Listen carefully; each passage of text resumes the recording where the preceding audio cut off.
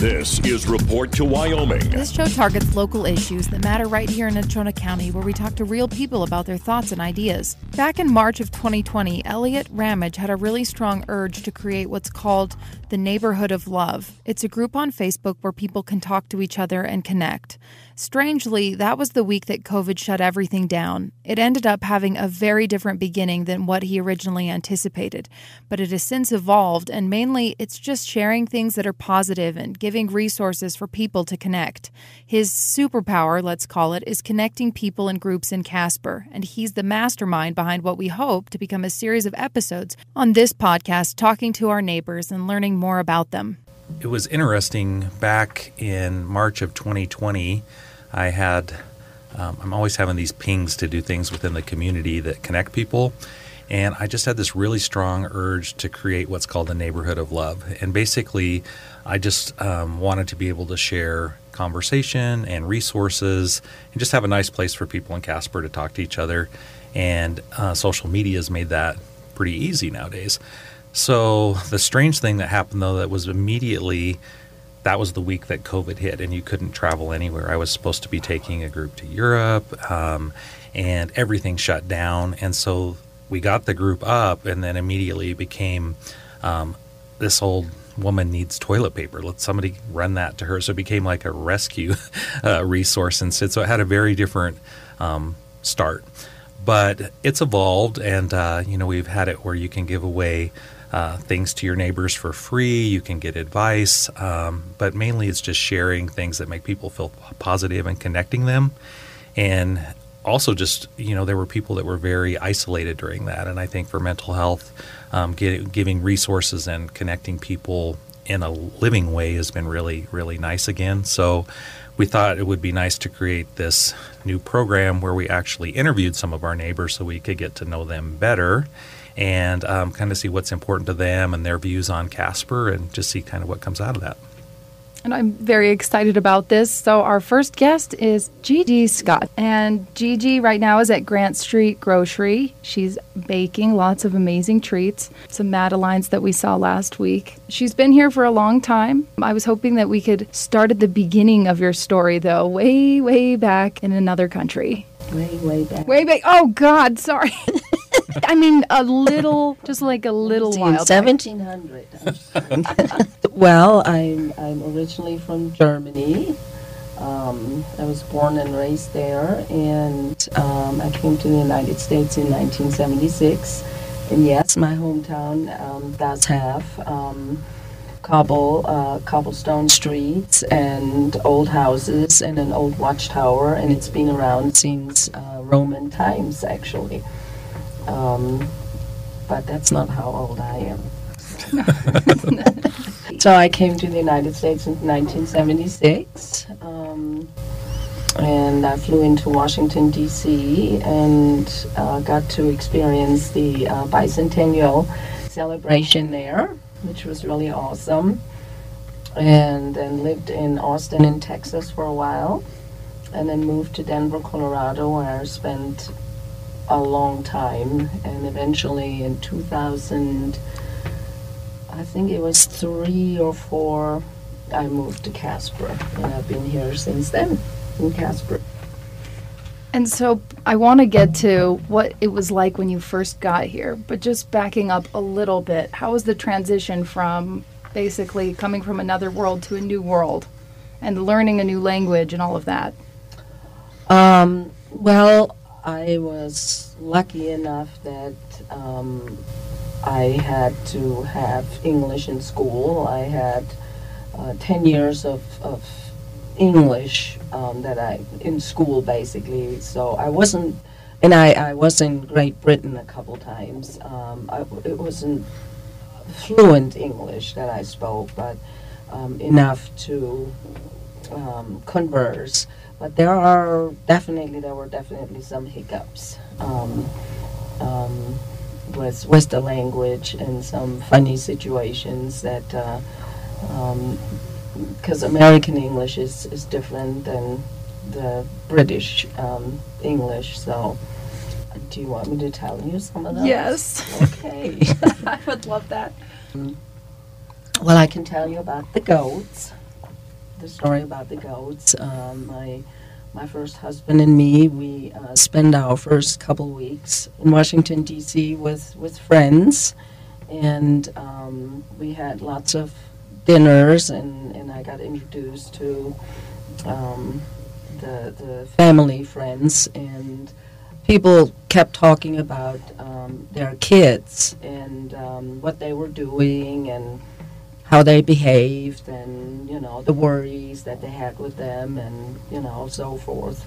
And I was just wondering where all those goats were because my English had taught me that kids are baby goats. So eventually I wrote a letter to my parents and told them all about all those goats that people seem to have, but I didn't see any in anybody's yard or anywhere in any fields. And eventually I asked my husband why people have all those goats and where are they? And he's like, what are you talking about? And I was like, the kids. He said, no, those are the children. It's the nickname for, our children. And I'm like, oh, okay. So, yeah, that was one of the little funny incidents that happened. And, the money, I think I told you that before. I can count to 100. I actually can. And so when somebody would say, this is $25, then I would know, well, it's 25. I have a 10 and a 10 and a 5 in my wallet, so it's 25. But if people would tell me it's $25 and a dime, I was lost. I didn't know that the small change had different names. It wasn't 25 cents and 10 cents and 5 cents and a penny. It was a dime, a nickel, a quarter. Is that how it is in Germany? Do you have No. names for okay, it would just be a number. Yeah, it's just 10 Pfennige, 5 Pfennige, 1 Pfennig. Oh, Now okay. it's euros, which is different than it was. I grew up with when they still had the Deutschmark, and there was no abbreviation or a different name for the small change. All those little things that can stump a person. I imagine if I was in a different country, even, in your shoes with some kind of lessons and I'd been taught maybe German, I would have had way more hiccups than you, so. Well, they continued throughout the years. They were not bad hiccups. They were just funny. Right. Once I realized it, I'm like, oh, okay. And then they make for great stories. I told my children, let me tell you about the German chocolate cake that everybody was making me. So everywhere I went, when I got introduced to friends of the family and stuff, they're like, oh, let's, we'll make her, we made you a German chocolate cake. And I'm like, what is that? You had no idea. Okay. I have never seen a chocolate cake like that in Germany. That's not. There was coconut and stuff on it, So eventually, when but I liked the cake and I thought it was nice, and I thought maybe people just call it a German chocolate cake because they made it for me. Until I realized that you can buy German chocolate cake mix, and eventually, when I started my culinary career, I learned the real reason why it was called a German chocolate cake. So I'm dying to know. It's actually named after a chocolate company that were called German chocolates. It's just like Hershey chocolates and stuff like that. So they were called German chocolate, and they came up with somehow that recipe, and that's how it's sold as German chocolate. It's not because it's Interesting. German, it's because the name of the company was German. And I don't know if they still exist. I don't think they do. But it's stuck. And now Yeah. you've got these confused Americans presenting German chocolate cakes to their friends. Yes, Their and German making me German Yes. chocolate cake. Or I make German chocolate cake, and people get excited because it's made by a German. And I'm like, Oh, it's a good cake it is good. It's all right if you like coconut. for all of us. Isn't there an argument, too, about where hamburger came from with Hamburg? That I was under that impression. I think that's an American mistake. Like, I could be wrong, but like, it's an interesting. So, but I haven't really done any. I think Americans think we invented the hamburger, but like maybe we didn't. But they're good either way. It seems pretty, like, even cavemen could have done the hamburger, but Right. it's probably happening. I don't know. But food is a really big part of Gigi's life. Many of you who know her, she was a chef. Now she's baking lots of pastries. But when you were in Colorado, that's when you went to, was it culinary school? No, that was not what I did, but I did an apprenticeship through the American Culinary Federation. And basically it's 3-year apprenticeship, and you have to find a sponsoring house and a chef that you can work under, and that they will teach you the trade, and you also go to school. So you do both, and it takes about 3 years to complete that, and that's what I did. And living in Denver, as a mom of young children at the time, Gigi has told me how difficult that was, and something that you just you had a lot of perseverance, and you just kept going, and you got it done. Do you want to say anything about what that was like, just kind of the hardness of it? Well, I think anybody who chooses to go in the culinary field in any capacity has to be prepared for long hours. It's quite physical, lots of standing and lifting and bending and walking involved. Your family life is pretty much in disarray most of the time, because you work a lot of holidays, because that's when people like to party and eat, and that's when you do a lot of your work. And when I started I had 3 sons, and my 2 younger ones were still in. One was in kindergarten and one in elementary school. And so I would drop them off at like 3:30 in the morning at a babysitter who was close to school, and then drive downtown Denver to where I was doing my apprenticeship. To be there at 5 in the morning, and then be there 8, 9 hours, sometimes 10, depending on what was going on, and then drive back home. And my children were in an after-school program, and pick them up and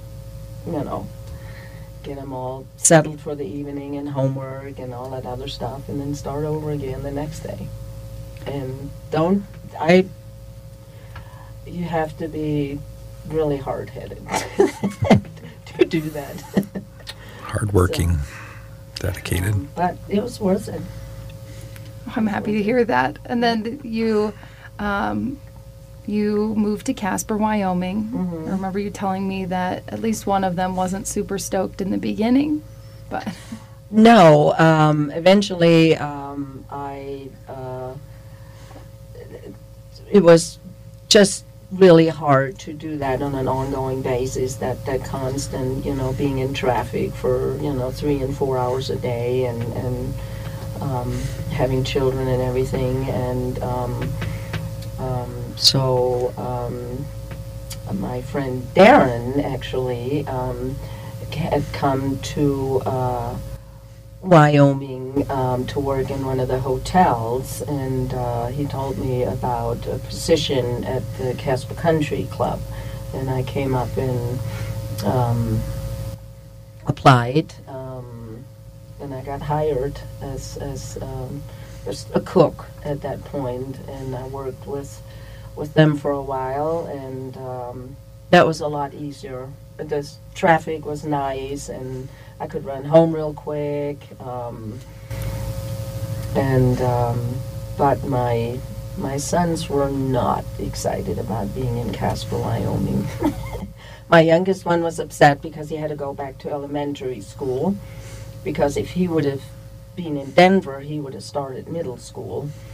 And my older one just missed his friends and stuff. We had a neighborhood with the kids were playing, and they had friends and stuff. So that was kind of hard. But eventually they they made some friends, they made it through, and they went actually back to Denver to finish high school. And both of my younger ones got their associate's degree while they were in high school. And they really liked the school that they were going, and they could spend the last couple years in school also with their dad, which was a nice thing for them. And eventually, all three of my sons were back with me in Casper, Wyoming. They all moved back in with me. And they all worked in our restaurant that Darren and me had in various capacities. What was the restaurant called? Well, it started out with Gegi's Bistro, and we opened up at the Atrium Plaza. So good, so good. For a while, and then You miss it. I do. The Parkway, was it the Parkway Trust? Platte River Trails Trust. Platte River Trails Trust, thank you. Approached us, Angela Amory, and they asked us if we would move to the Pump House, if we would move our restaurant to the Pump House. So we had our restaurant in Atrium Plaza from about 2004-ish until about 2008 or 9, and then we moved to the Pump House and had our restaurant, and then we closed in about 2013. So One thing I was going to ask is about the shift from a city like Denver to Casper in terms of food. Did you find that that the requests for certain dishes were more popular?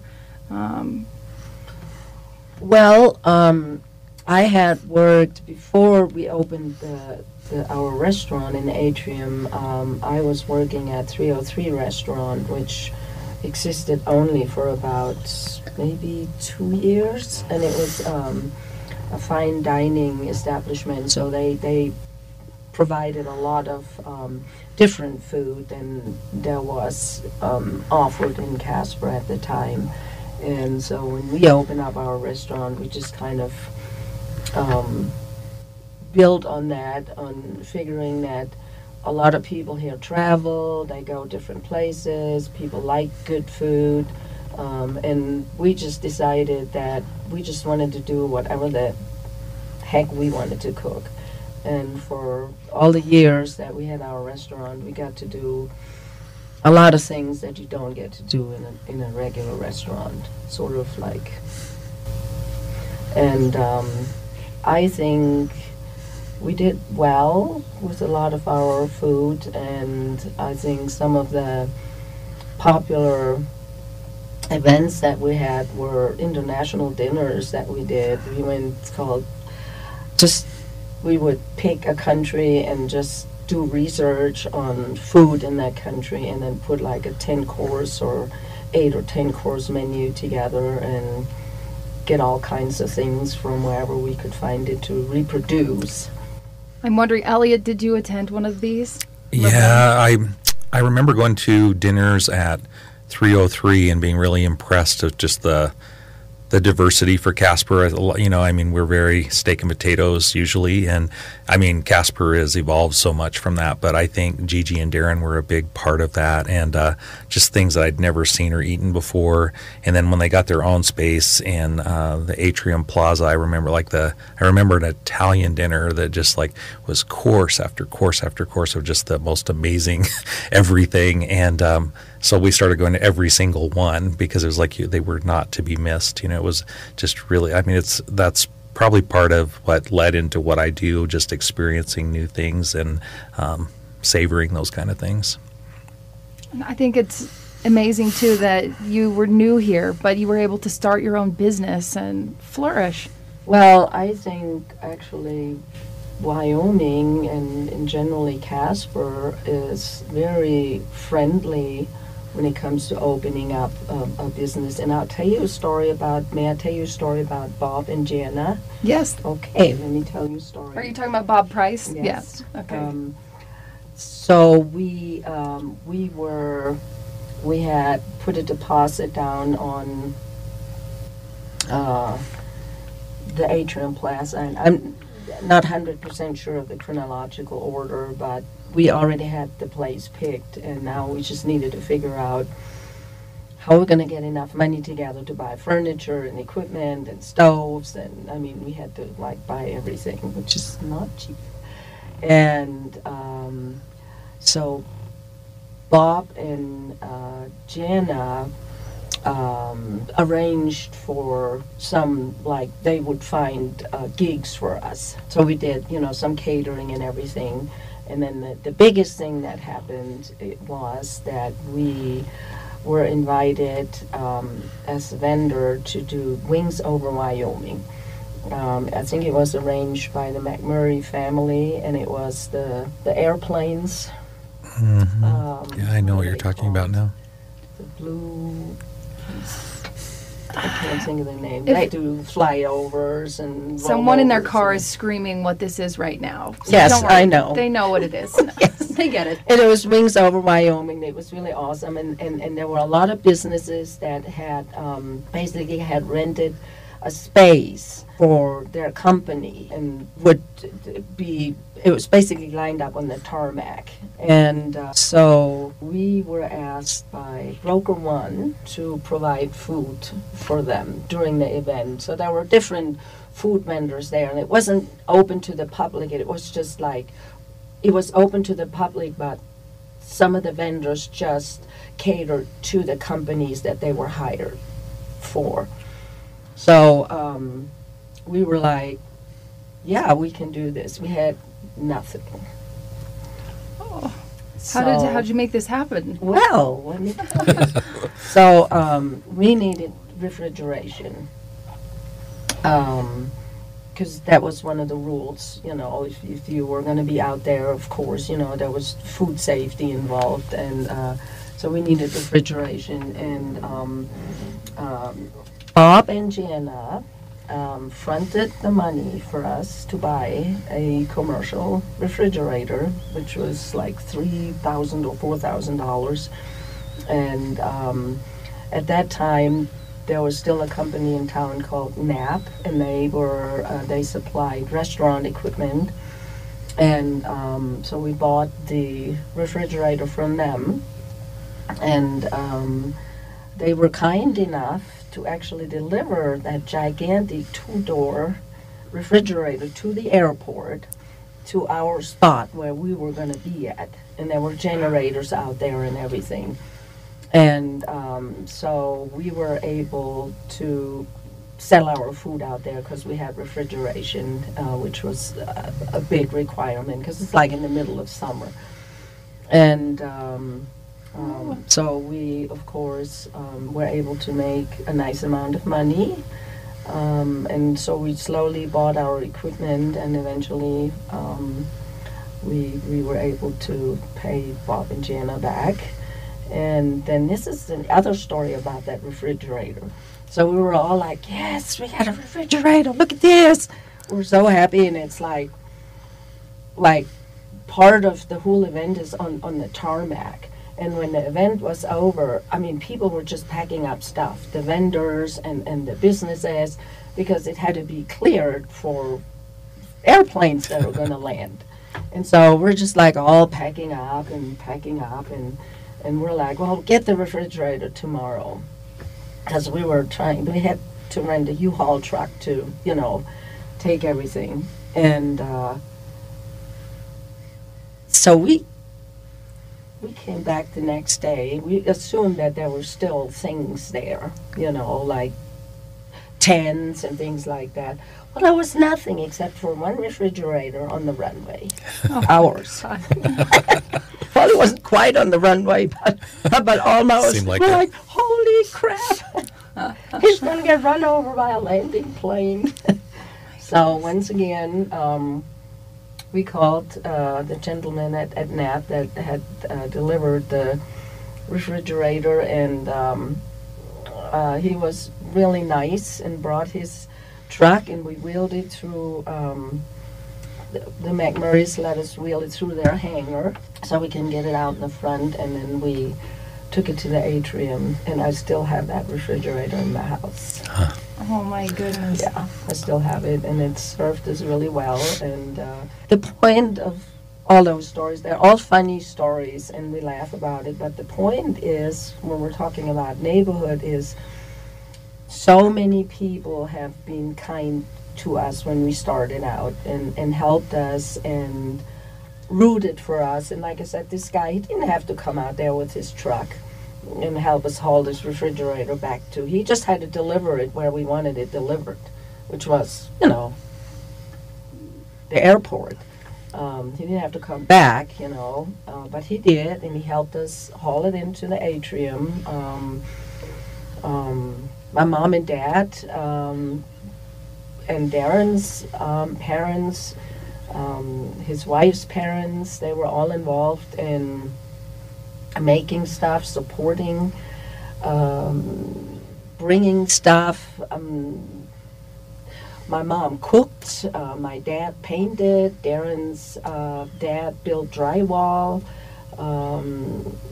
Carrie's mom and dad watched their young daughter. I mean, it was just like everybody helped us, and everybody in the Atrium Plaza was really nice to us. At the time, there was the Blue Heron bookstore, and Donnell's was there, and some other people. There was an art gallery, and everybody was always helpful, and just in generally people that came in and ate with us. They brought their friends. They would tell their friends. So it's a really, really great place to start a small business. Lots of support, and we made so many friends throughout the years that are still, we still talk to. We know kind of what they're doing. Some of them has passed away. But yeah, it wasn't just a restaurant. It was like being part of a community. Definitely. Definitely. It was awesome. I remember this giant gingerbread house, gingerbread city that she created. Absolute piece of art. She is an artist, and just being really inspired by. She always just brought something different, something unique to our community, and I think Casper really embraced that. And wherever Gegi's been in the community, it just seems like there's always this little special take on it, and like it feels like, oh, this is an experience, something different, and I can't even imagine how much money I've spent on her pastries over the years. I was going to ask. I know that you love you liked was it the Napoleons or the Madeleines? Is that how you say it, Napoleon? The Napoleons. Yeah. The puff pastry, Yeah. Sorry to out you. Oh no, they're whatever they're called. They're French, and they are decadent, and I should eat less of them, but I can't help myself. Yes, and they're so beautiful. I took some pictures of them, so I'll make sure to put them in our article, too. Okay. How long have you been at Grant Street?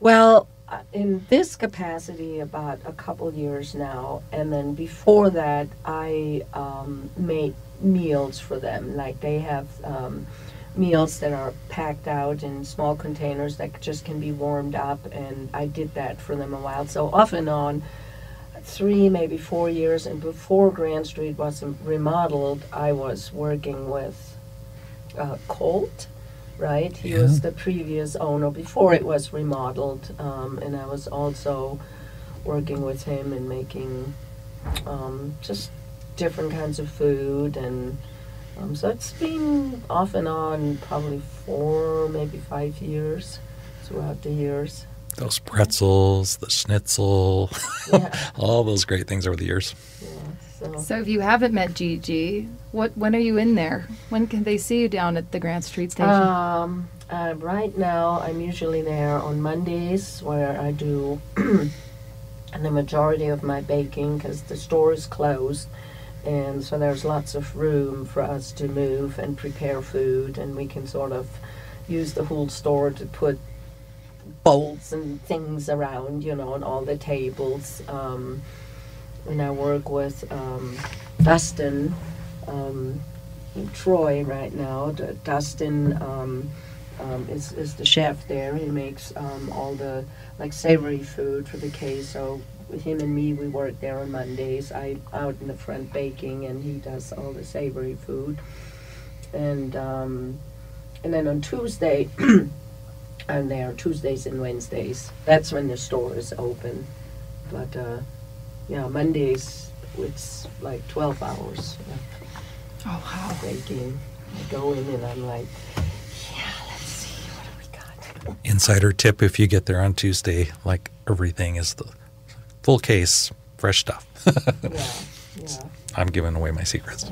Yeah, now you're going to have to get there earlier. Yeah, exactly. Or else.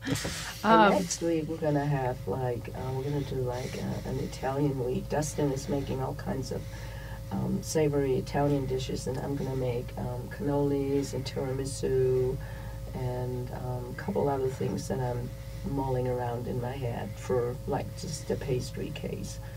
So you need your Italian fix. Should we tell them this is where we've decided to kind of meet for this series, and this is where I get to meet people that will be on the podcast. And so, do you want to talk about why we picked Grant Street? Well, I moved to Casper 25 years ago, lived up by Washington Park for a year, and then bought a house on Beach Street. And, that store is well over 100 years now, but it was always just that really cool little place to go that had a lot of character. My parents owned the Lysite store in Lysite, Wyoming. My dad was a postmaster, so we had a general store, so I grew up with that kind of neat environment, and I think it reminded me of my home in the country, basically. And so I watched it transition over the years, and I've always just wanted it to continue because it adds so much to Casper, and they just continue to make it better and better. But it feels like the neighborhood store, I guess is what I'm saying, and they'll do these special events, where they'll have basically people ride their bikes and walk, and kids are in wagons, and everybody shows up in that space, and they have amazing food, and they'll contract out, drinks, and it's a big party, and it just feels really, really healthy and good. One of my favorite things in Casper. I love those stools and just what you can see from inside the store. It's a great view of just the beautiful neighborhood that it's in. Old houses, lots of character, lots of kids, families. So it's definitely a good place to go and just enjoy the little things. And you get food that you wouldn't be able to get anywhere else. It's all unique. Thanks to Gegi in part too, because you've got your special way of doing things. Well, they're just in generally, I get really excited about some of the products that Lindsay is bringing in. She's, always looking for really awesome products that you can't find anywhere else. And I was so excited around Christmas. She got marzipan potatoes. That's something I grew up with in Germany. Marzipan is it's made with almond paste and sugar, and it's very sweet, and they're just tiny little round balls, and they're rolled in cocoa powder, so they look like mini potatoes. And I grew up with that, and that was always a real treat when we got marzipan potatoes. So anyway, she got them from the store, and I was just like, yes, I like this. So it's not just the prepared foods and the pastries. There's in generally just really cool stuff that you can find around the world, really. So that's another thing about the neighborhood. Like, we had some different aims that we wanted to do, and there's so many people within the neighborhood that actually own small businesses or doing side hustles and that kind of thing. And we've really tried to allow that to be a place where it's not like about advertising. It's more about what are they really providing to the community and what's creative. And I think it's helped a lot of people get the word out there. And we even asked the community, we don't want it to feel like it's being pushy. So we're like, are there too many shares on here from businesses? And it was really interesting. We were thinking about, limiting that. And people were like, this is how I'm finding out all of Casper's best local stuff. So we still really watch it because we want it to be a page you want to go to and an interactive page. And but it's been very helpful for local businesses, which is important to a lot of the people in the neighborhood. The nice things also is that we know a lot of our customers by name. So it's not just, you go to a grocery store and you fill your basket and, you go to the self-checkout and not that, any of the stores are not friendly, but I mean, when you go in there, there's always somebody there who'll say, "Hi, Gigi. Hi, Elliot. How you doing?" And then there's a little bit of a chat and sort of a personal interaction, and that kind of reminds me of like the grocery store we used to go to when I was little with my mom. I mean, it was not just a store you would buy food for the family. It was kind of like catching up with the neighbors, and the snow removal, and the dog running loose somewhere, and in the summer we see younger kids coming in that are riding their bikes around the neighborhood, and they come in and buy something to drink or some chocolates or whatever, and it's really nice. I mean, it has a real nice, like this neighborhood feel to it, which... Her describing it like that reminds me so much of, that's what the Lysite store was like. It was the community hub. So that's really, I never really quite saw how much parallels there were between them till just now, but that's neat. And I feel like mentioning too, Elliot brought me a mug from Lysite. That's how you say it? Mm-hmm. Lysite, Wyoming. I don't know. I've been in Wyoming. I'm a Wyoming girl. I've never heard of it. So I'm going to guess it's pretty small. Oh, very small. Like, nowadays it's just a few people, but it was a really vibrant community. It's, really the center of a lot of ranching communities, and everyone would bus into Shoshone, a long ways to go to school. So Shoshone was kind of the center from that whole area. But we came to Casper a lot, and I remember seeing all the cool houses downtown and always being like, downtown Casper's so cool. And who knew, like, I would end up being here for a quarter of a century. So, living downtown. Yeah. I do think it'd be really fun to have you ask her something about her motorcycle. I think it's really fun that Gigi rides a motorcycle. Oh my gosh! Yeah. Yes, and she goes to rock concerts. Started with this. She was a very, not to be judgy, but unsuspecting motorcyclist. She's wearing. We'll probably have a picture, but this adorable bee dress. Can you tell us a little bit about that? Well, I think it was probably 2005 or 6 or something like that. I decided that I should buy a motorcycle. I like to challenge myself outside of the kitchen with things. Was this a fantasy that was building, or was it an impulse? Well, my dad used to ride a motorcycle when I was little, and my brother and his wife in Germany ride motorcycles. They did. My sister-in-law doesn't anymore now. I had friends that rode motorcycles, and I've ridden on motorcycles with people, in the back, and I just liked it, and I was just like, well, how about if I buy a motorcycle? So one day, I was wearing my cool kitchen gadget uniform.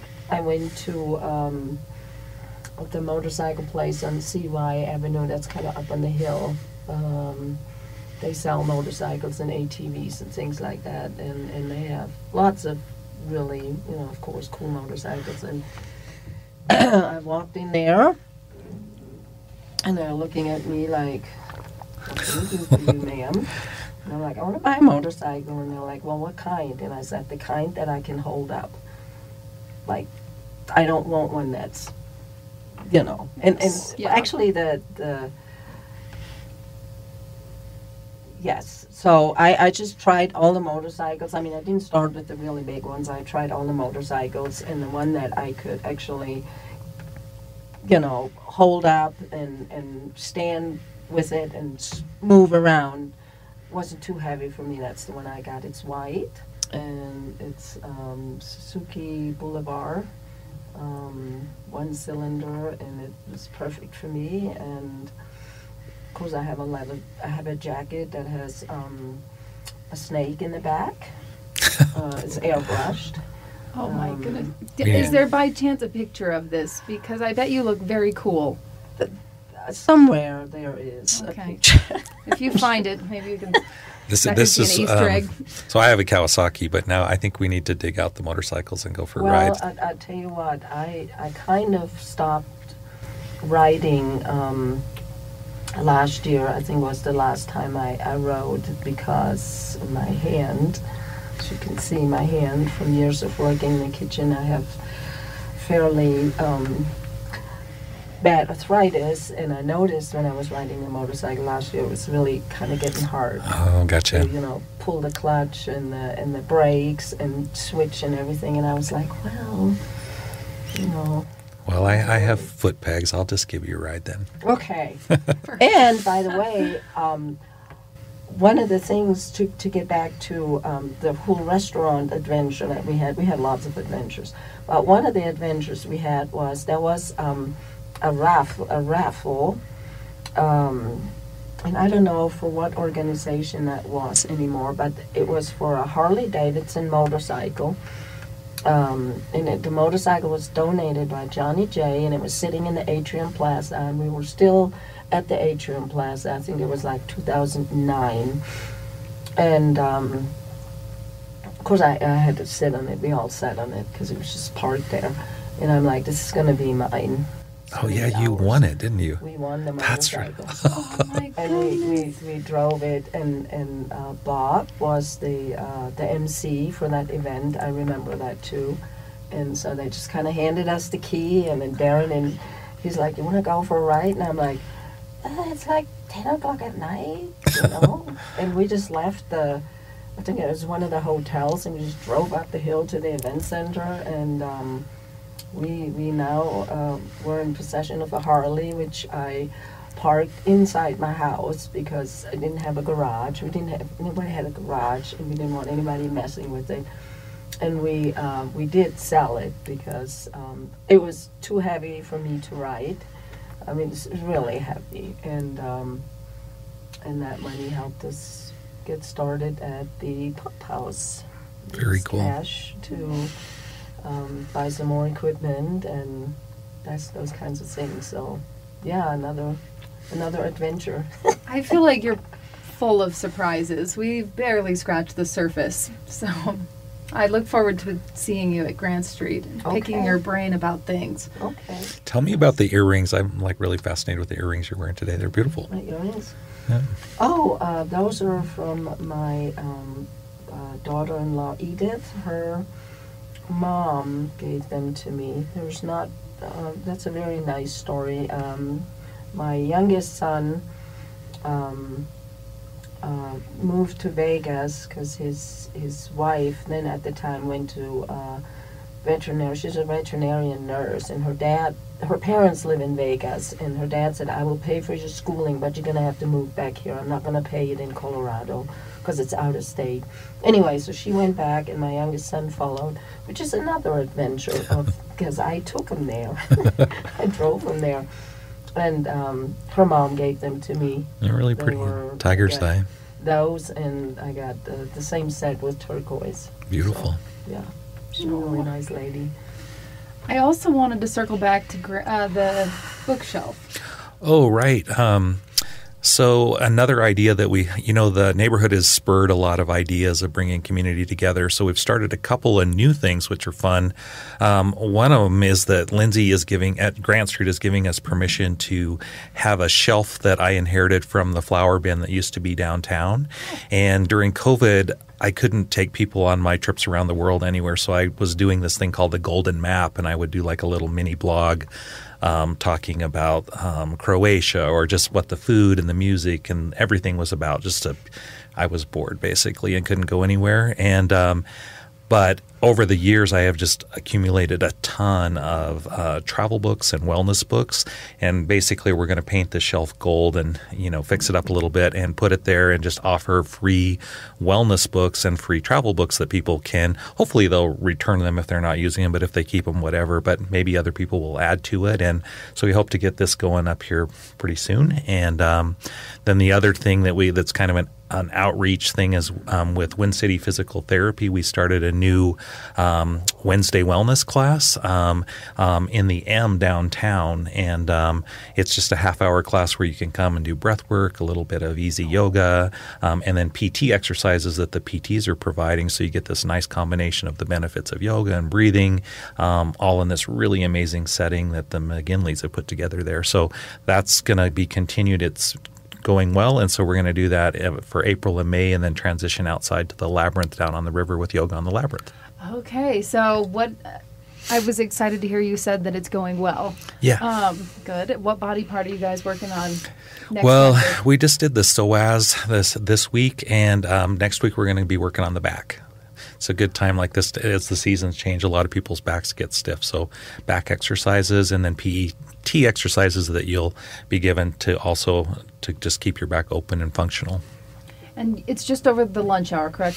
From noon, is it? Yeah, the class starts right at 12:15, so you'd want to be there a little before that. And we have a few mats, but bring your mats and water-flexible clothes, half-hour class so that you can race back to work and maybe sneak in a little, maybe you can go to Grant Street and get a quick sandwich to go or something. But it's, neat new thing. I love it. And I talked to the... gonna say not Dr. McGinley, but I'm guessing it was his wife. Diane, probably. Yeah. Diane, yes. Okay, explaining that it's perfect for that building because it just kind of interweaves all these different wellness sort of pathways, if you will. Yeah. And it's a good resource for people. But then it also, if they need other services, it's kind of a one-stop shop for everything. So. Yeah, it's a really, really neat facility that they've put together, and I'm just really glad that they purchased that and own it because they've protected the tower that's outside there. At one time there was talk about losing that architectural treasure, and that whole building is a significant architectural structure, and not only have they kept it, but they've made it even more beautiful. The floor with the geometric patterns in there and everything, it's just running fountain. It's a really special place. Was there anything there before they took over this? It was just like last fall or winter, last winter, right? I honestly, I just feel like for me there was a big gap with it. I remember it as the Wells Fargo, when I first came to Casper, and then, I don't really know what it was.